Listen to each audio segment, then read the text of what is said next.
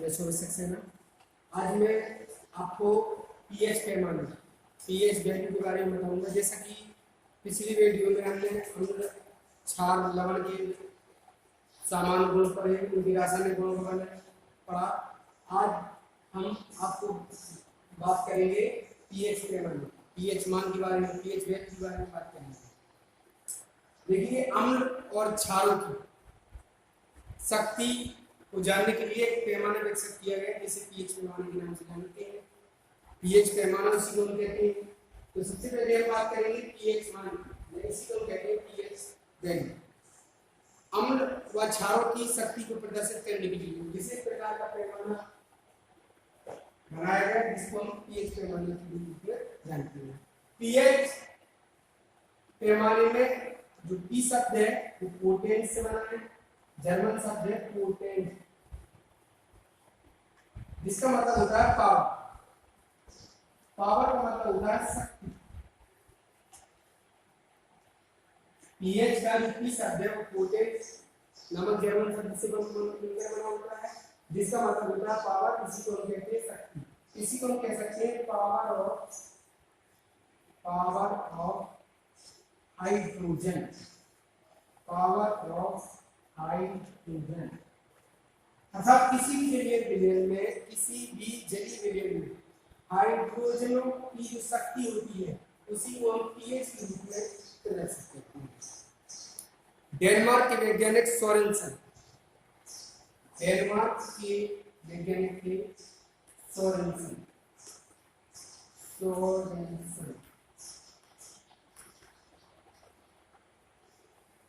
Denmark के वैज्ञानिक Sorensen ने सर्वप्रथम पीएच पैमाने की खोज की थी। उन्होंने बताया था कि किसी भी जलीय विलयन में उपस्थित हाइड्रोजन आयन के ऋणात्मक लघुगणक को उस विलयन का पीएच मान कहते हैं। बराबर समझ लीजिए, सोरेनसन के अनुसार, सोरेनसन ने पीएच मान की परिभाषा में बताया था किसी भी जलीय विलयन में उपस्थित हाइड्रोजन आयन की ऋणात्मक लघुगणक को उस विलयन का पीएच मान कहते हैं। उन्होंने उसको लिखने के लिए बताया था, उन्होंने बताया था कि पीएच बराबर -log(h)। ये सूत्र दिया था pH बराबर -log(h)। अर्थात सोरेनसन के अनुसार है pH बराबर -log(h)। किसी विलयन का pH मान होता है उस विलयन में उपस्थित हाइड्रोजन आयन की ऋणात्मक लघुगणक से क्या होता है, बराबर होता है। इसी को हम pH बराबर -log(h) के रूप में जानते हैं। आगे बात करते हैं पीएच पैमाने में जो अंक होते हैं वो 0 से लेके 14 तक होते हैं। किसी भी पीएच पैमाने में जो अंक होते हैं वो 0 से लेके 14 तक होते हैं। सबसे पहले 0 से लेके 7 तक होता है। यदि किसी विलयन का पीएच मान 7 से कम होता है तो वो अम्लीय होता है। यदि किसी विलयन का पीएच मान 7 से अधिक होता है तो वो क्षारीय होता है।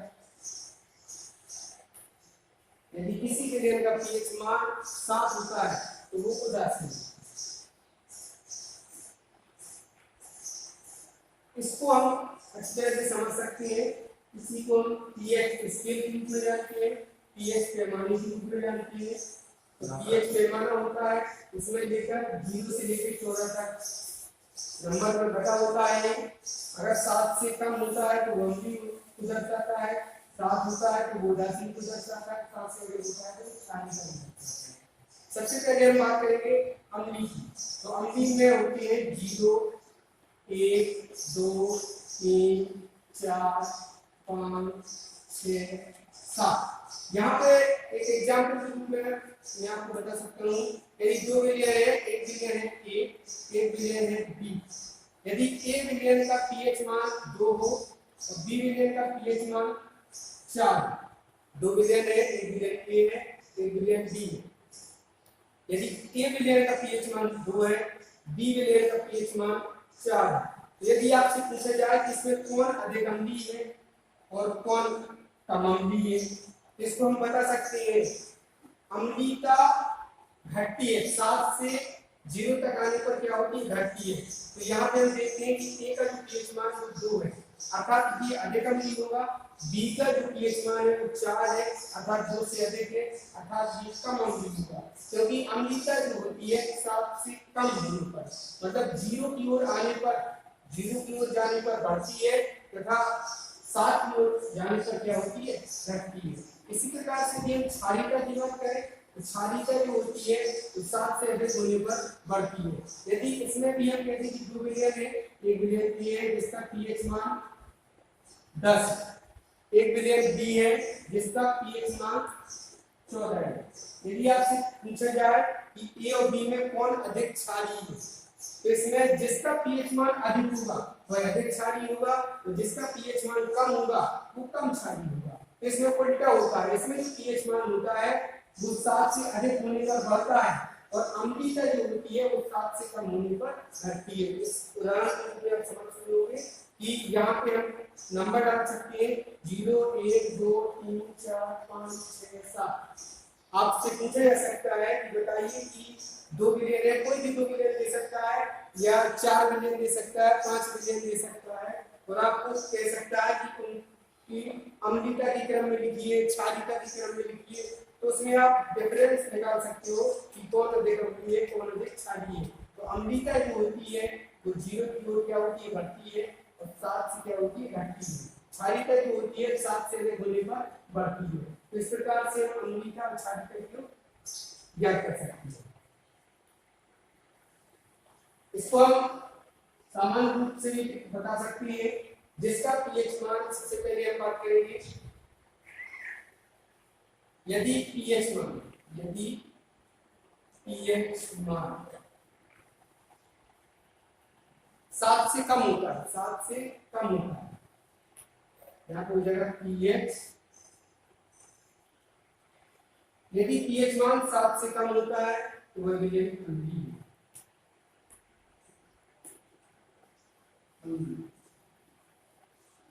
pH मान जो है वो 7 से कम है, 7 बड़ा है, pH छोटा है।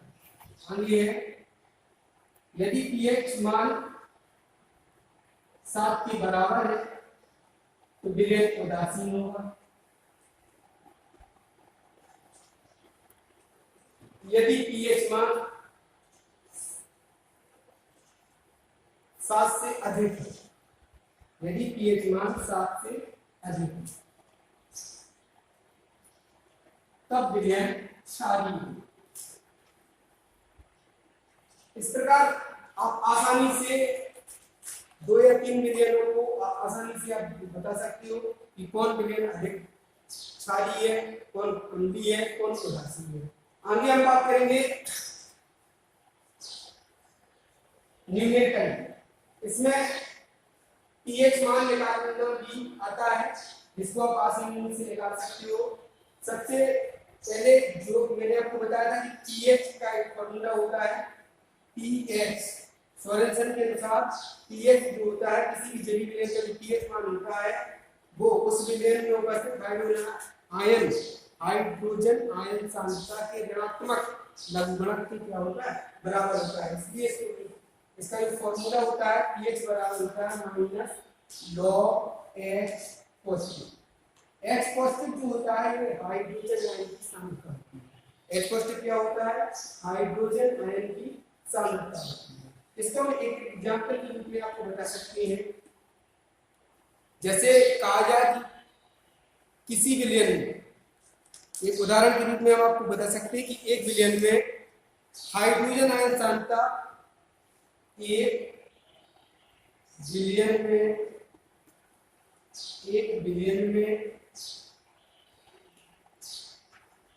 हाइड्रोजन आयन सांद्रता, एक विलयन में हाइड्रोजन आयन सांद्रता 10⁻⁹ है। आगे पूछा गया है इस विलयन का pH मान बताइए। इस विलयन का पीएच मान बताइए।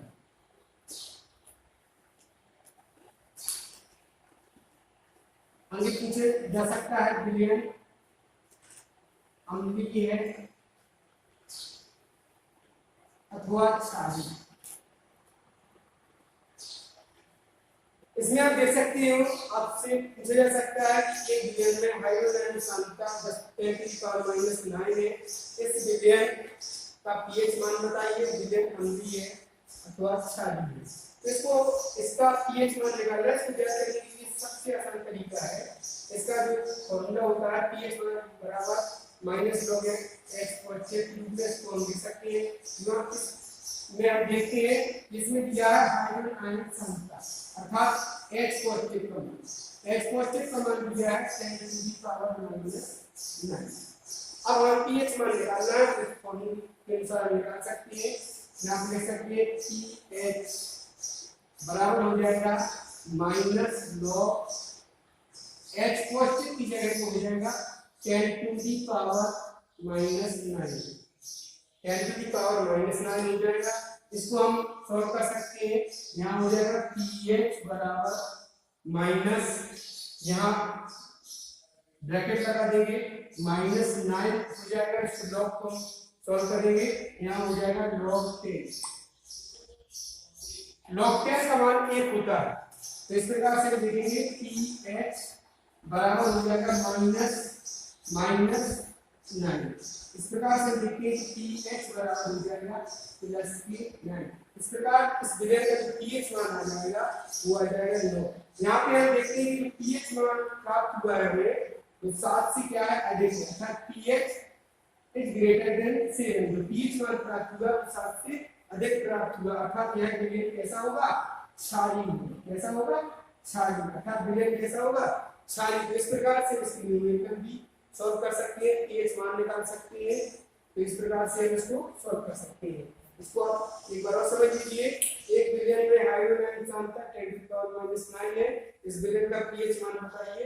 विलयन अम्लीय है अथवा क्षारीय। तो इसमें हम देखते हैं कि हाइड्रोजन सांद्रता दी है 10⁻⁹। यहाँ पे लिख देंगे H positive is equal 10⁻⁹। pH बराबर है माइनस लॉग H पॉजिटिव की जगह हमने 10⁻⁹ कर दिया।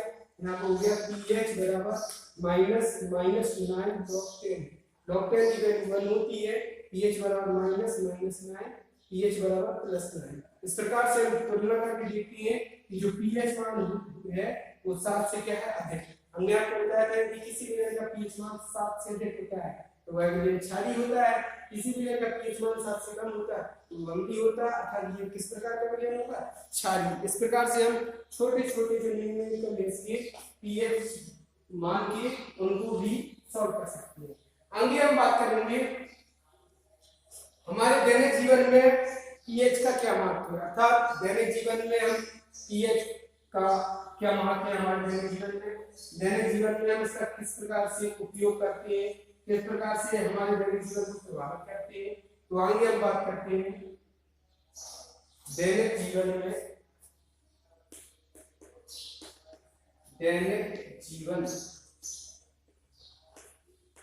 में pH का महत्व।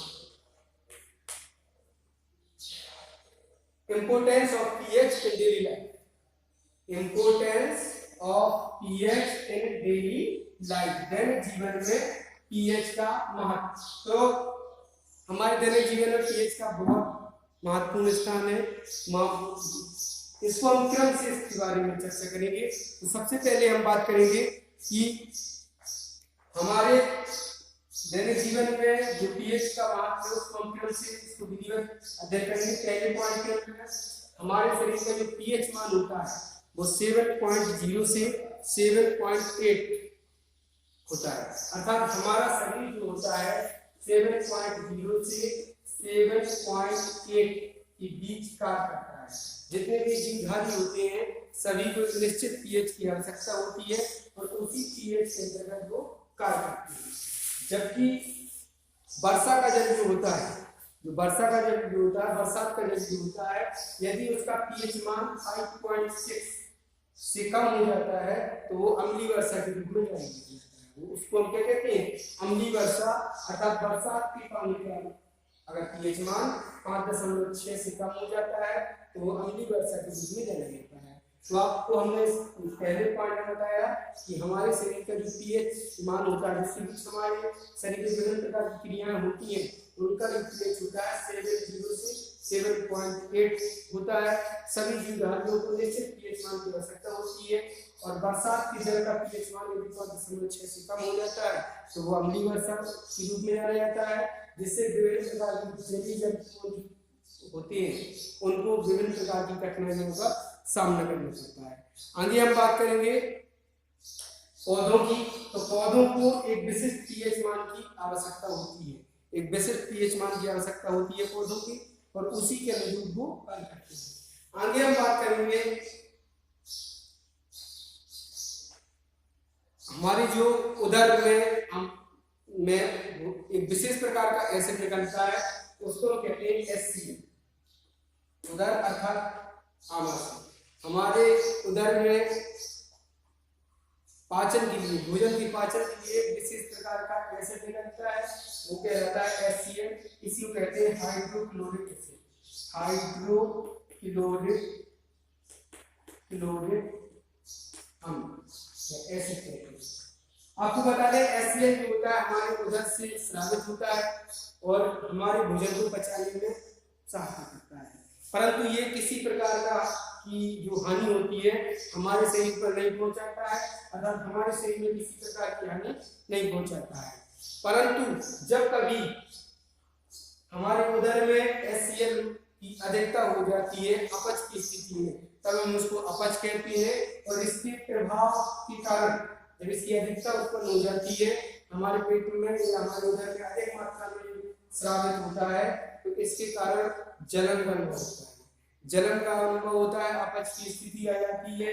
इसके लिए प्रतियम के रूप में औषधि का हम उपयोग करते हैं, एंटासिड का उपयोग करते हैं, जैसे milk of magnesia. Milk of magnesia, milk of magnesia, यहाँ पर हो जाएगा MgOH का फुल, क्योंकि ये दुर्बल क्षारक होता है, ठीक है। और ये अम्ल होता है, मैंने पिछले वीडियो में आपको बताया था कि जब अम्ल और क्षार आपस में क्रिया करते हैं तो लवण व जल बनता है। तो जब हमारे उदर में HCl अम्ल की अधिकता हो जाती है, जिससे हमें जलन का अनुभव होता है, अपच का अनुभव होता है, तो हम मिल्क ऑफ मैग्नीशिया नामक दुर्बल क्षारक का उपयोग करते हैं। और ये दुर्बल क्षारक जो होता है HCl से क्रिया करता है, उसके प्रभाव को समाप्त कर देता है और हमें राहत का अनुभव होता है। तो ये दैनिक जीवन में पीएच की महत्व के बारे में दर्शाता है। आगे हम बात करते हैं दंत क्षरण की। दंत क्षरण, दंत क्षरण हम जानते हैं कि हमारे शरीर में सबसे ज्यादा जो कठोर पदार्थ होता है वो होता है इनेमल, जो कैल्शियम फास्फेट नामक रासायनिक पदार्थ का बना होता है, और यह हमारे दांतों की ऊपरी परत के रूप में पाया जाता है। परंतु जब हमारे मुंह का पीएच मान 5.5 5.5, यदि हमारे मुंह का पीएच मान 5.5 से क्या हो जाता है, कम हो जाता है, तो जो जीव विशेष प्रकार की बैक्टीरिया जो होती हैं वो इस इनेमल का जो जिससे हमारे दांत बने होती हैं उनका क्षरण करने लगता है, और धीरे धीरे उनका क्षरण हो जाता है, और इसकी घटना को हम कहते हैं दंत क्षरण। इसी घटना को हम क्या कहते हैं, दंत क्षरण। दंत क्षरण को रोकने के लिए हम मंजन करते हैं, टूथपेस्ट का उपयोग करते हैं। ये जो टूथपेस्ट होते हैं, मंजन होते हैं, विशेष प्रकार की दुर्बल क्षारक की बनी होती है, ठीक है, विशेष प्रकार की दुर्बल क्षारक की बनी होती है। और ये क्षारक जो होता है जब एसिड के साथ, जो मुंह में एसिड बन जाता है, सुबह सुबह हम ब्रश करते हैं, तो जब ब्रश करते हैं तो मुंह में जो एसिड बन जाता है उसके प्रभाव को ये मंजन जो होता है, टूथपेस्ट जो होता है, उसके प्रभाव को समाप्त करता है और अमृतता इस घी का अनुभव होता है। इसके बाद हम आगे बात करते हैं कुछ विशेष प्रकार के, जैसे मधुमक्खियां होती हैं, चींटियां होती हैं, ये अपनी सुरक्षा के लिए विशेष प्रकार के एसिड को निकालती है, उसको कहते हैं मैथिओनिक एसिड।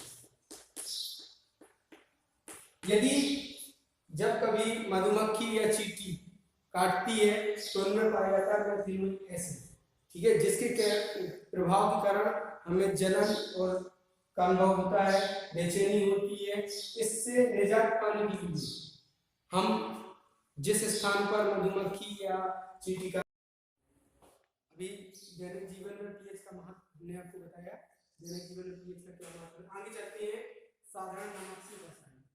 साधारण नमक सोडियम क्लोराइड रूप में हम जानते हैं NaCl, यह साधारण नमक होता है, यह उदासीन लवण होता है, ठीक है, यह एक उदासीन लवण होता है, यह समुद्री जल से प्राप्त किया जाता है। इसको प्राप्त करने के लिए sodium hydroxide NaOH plus hydrochloric अम्ल अर्थात HCl दोनों को अभिकृत कराते हैं तो प्राप्त होता है NaCl प्लस H2 अर्थात सोडियम क्लोराइड और जल प्राप्त होता है। और यही सोडियम क्लोराइड होता है, यही साधारण नमक, इसी को कहते हैं कॉमन सॉल्ट के रूप में जानते हैं। इसका उपयोग विभिन्न प्रकार के कच्चे पदार्थों के साथ हम करते हैं, विभिन्न प्रकार के नए रासायनिक पदार्थों का निर्माण करते हैं। तो इसका NaCl का अर्थात सोडियम क्लोराइड के दैनिक जीवन में बहुत ही महत्वपूर्ण स्थान है। सबसे पहले हम बात करेंगे NaOH, सोडियम हाइड्रोक्साइड का NaOH। इसका उत्पादन कैसे होता है, इसको हम देखेंगे कि सोडियम क्लोराइड की जलीय विलयन, सोडियम क्लोराइड की जलीय विलयन का जब हम विद्युत अपघटन कराते हैं, NaCl अर्थात सोडियम क्लोराइड के जलीय विलयन का जब हम विद्युत अपघटन कराते हैं तो हमें NaOH अर्थात सोडियम हाइड्रोक्साइड, क्लोरीन अर्थात Cl2 और हाइड्रोजन गैस प्राप्त होती है। और इस अभिक्रिया को हम क्लोर क्षार अभिक्रिया के रूप में जानते हैं। यह एक बहुत महत्वपूर्ण अभिक्रिया है। सबसे पहले NaCl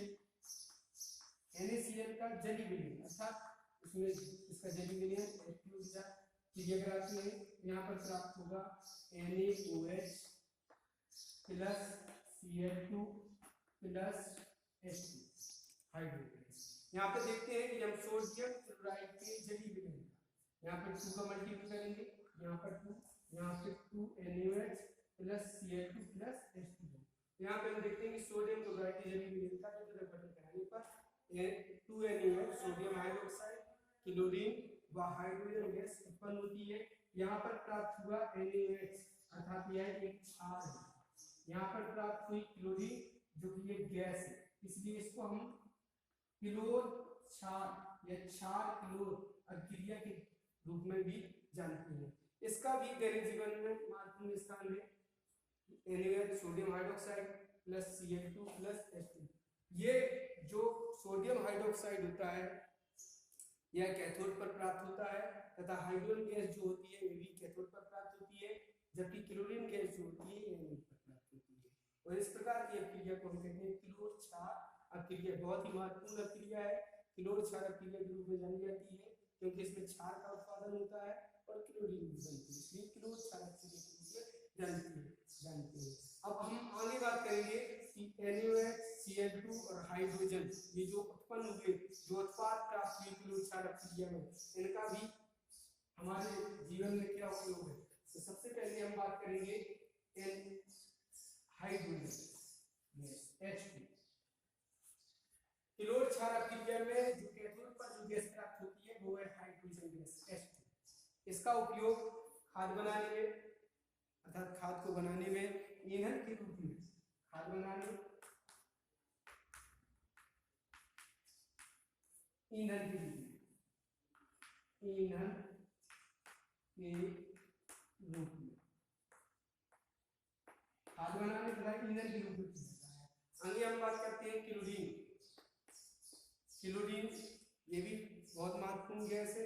इसका उपयोग, क्लोरीन का उपयोग सबसे पहला जो उपयोग होता है वो होता है औषधि के रूप में किया जाता है, रोगाणुनाशक के रूप में होता है इसका उपयोग, औषधि के रूप में होता है। और यदि बुझे हुए चूने में यदि बुझे हुए चूने में हम क्लोरीन गैस प्रवाह करते हैं तो व्यंजक चूर्ण का भी निर्माण होता है। इसको हम रोगाणुनाशक के रूप में लिख सकते हैं। रोगाणुनाशक, रोगाणुनाशक के रूप में होता है। पीवीसी के निर्माण में होता है पॉलीवाइनल क्लोराइड। औषधि कारक के रूप में होता है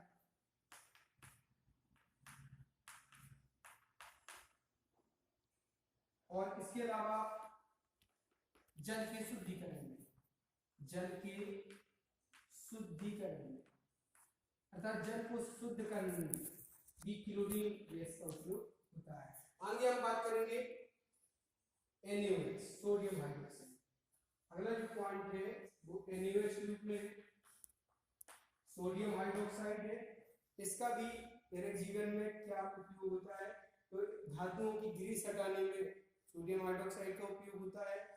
साबुन तथा अपमार्जक बनाने में भी सोडियम हाइड्रोक्साइड का उपयोग होता है। इसके अलावा कागज उद्योग में भी इसका उपयोग किया जाता है। इस प्रकार से हम देखते हैं कि क्लोरोक्षार क्रिया में जो उत्पाद प्राप्त होते हैं H2Cl2 NaOH, इसका भी दैनिक जीवन में महत्वपूर्ण उपयोग है। आयनों का खाद बनाने में भी उपयोग किया जाता है। क्लोरीन का रोगाणुनाशक के निर्माण में औषधि कारक के रूप में और जल के शुद्धिकरण में किया जाता है। सोडियम हाइड्रोक्साइड का धातुओं की ग्रीस हटाने में किया जाता है, अपमार्जक व साबुन के निर्माण में और कागज उद्योग में इसका उपयोग किया जाता है। आगे हम बात करते हैं व्यंजक चूर्ण की। अगला जो नेक्स्ट है इसमें वो है आपका व्यंजक चूर्ण। व्यंजक चूर्ण, इसी को ब्लीचिंग पाउडर के रूप में भी हम जानते हैं। व्यंजक ब्लीचिंग पाउडर या इसी कहते हैं व्यंजक चूर्ण, इसी को ब्लीचिंग पाउडर के रूप में भी हम जानते हैं। व्यंजक चूर्ण कहलाता है। यहाँ पर देख सकते हैं ब्लीचिंग पाउडर।